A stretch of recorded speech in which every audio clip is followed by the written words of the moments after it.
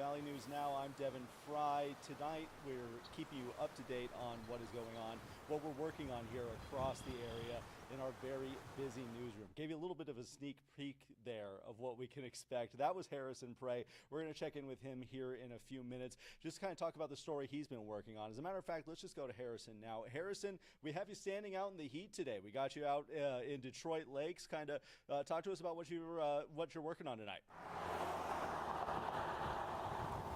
Yeah, Devin, I'm here in Detroit Lakes just off of Pelican Lake, and the story I'm working on tonight is about this proposed construction plan to put 39 storage units along Pelican Lake. You can see behind me along this river, and the residents here in Detroit Lakes are voicing their concerns about it because of how it'll affect the environment and just the space that it's going to take. It's going to be a little bit of an eyesore from them visually, but a lot of these people take great pride in this lake, and so they were basically detailing me that having something that's going to take up all this space, it's going to be a little bit of a distraction.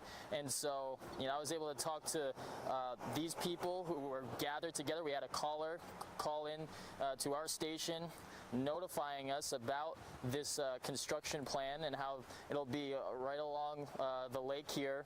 And he got a bunch of people with him and started a petition to go against approving having these storage units, 39 of them, be set up by the lake. And it's going to take up, from what they're telling me, 10 acres of land. So there's going to be a discussion tomorrow with the Otter Tail Board of Commissioners in Fergus Falls. So that will all be discussed tomorrow, and the public is open to comment for 3 minutes tomorrow to voice their opinion on it. So that's going on tonight. When we talked about it, I guess kind of the biggest thing we mentioned was the eyesore factor of it. Is that kind of what their biggest factor is for why they're wanting to protest the building of these storage units? Yes, indeed, Devin. It is just the visual appeal of it all. A lot of these people that live by the lake, obviously they have a perfect view of it, and so when they go over, when they have structure right in front of them, they feel that it takes away their I guess the word that I'm looking for is just their scenery, their sense of scenery. They don't believe it really makes sense here.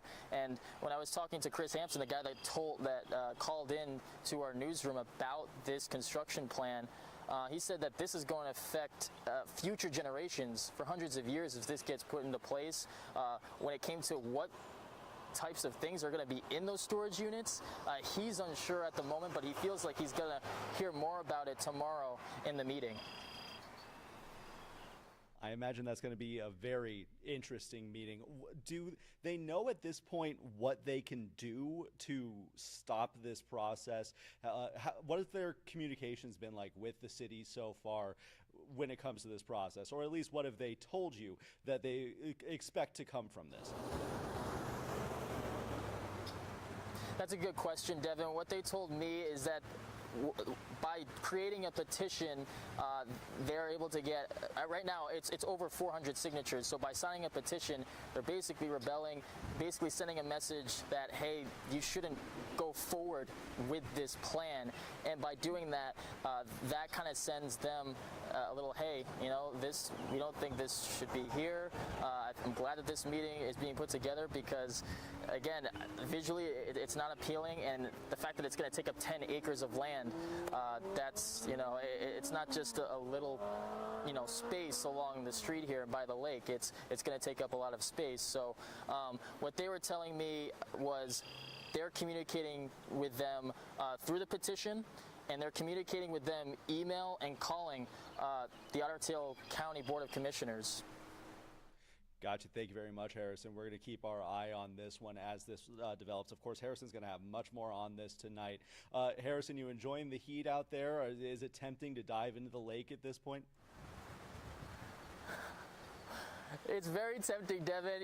It's funny because you mentioned that because so many times I was like, oh man, I'm wearing this kind of long sleeve shirt today. I probably should have went with a polo shirt, given how hot it is outside, and I'm going to be by a lake. So I don't know. I probably should have brought my swim trunks here today, covering this story. I'm sure the people that are going against this construction plan would have understood why I would have came in swim trunks. But I'm enjoying the heat over here, and yes, it was very tempting to not jump in.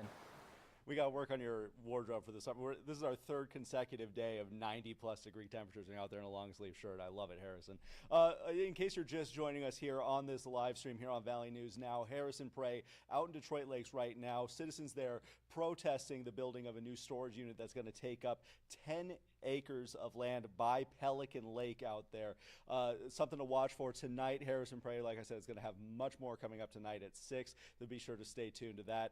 Harrison, anything you want to add on this? I know you mentioned that there's going to be a meeting again tomorrow. Is that kind of the timeline of what we can expect to know, kind of the results of these guys' efforts?